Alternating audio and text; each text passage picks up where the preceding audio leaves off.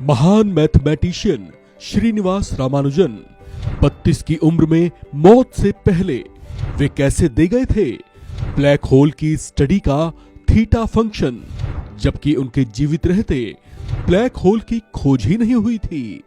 श्रीनिवास रामानुजन वो महान मैथमेटिशियन थे जिन्होंने अपने छोटे से जीवन में दुनिया को वो बड़ी थ्योरीज और वो फॉर्मूलाज दिए जो दुनिया को आज भी सोचने को मजबूर कर देते हैं कि आखिर उन्हें उन बातों और भविष्य की उन खोजों के बारे में अंदाजा कैसे हो गया था जो उनके जीते जी कभी सोचे तक नहीं गए थे। जैसे कि ब्लैक होल की खोज।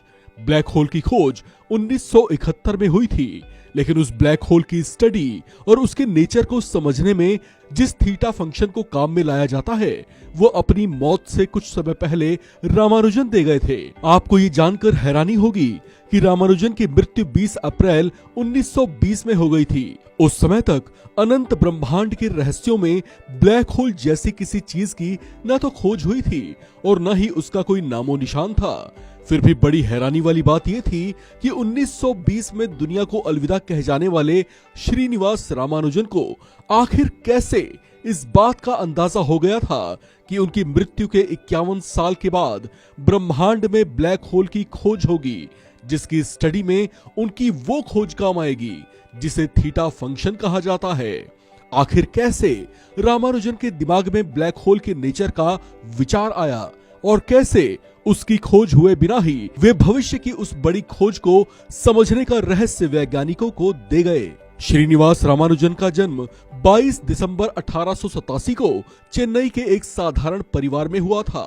सिर्फ 12 साल की उम्र में ही ट्रिग्नोमेट्री में शानदार प्रदर्शन कर उस दौर के विद्वानों को हक्का बक्का कर देने वाले रामानुजन ने सिर्फ मैथ पर ही फोकस किया। ये बताया करते थे कि इनके सपने में एक देवी दिखाई देती हैं, जो गणित की जटिल गुत्थियों को लेकर उनका मार्गदर्शन करती हैं। अपने जीवन में इन्होंने अपने रिसर्च पेपर्स से दुनिया भर के गणितज्ञों को कई बार चौंकाया। ये सिर्फ 32 साल के ही थे जब इन्हें टीबी हो गई थी।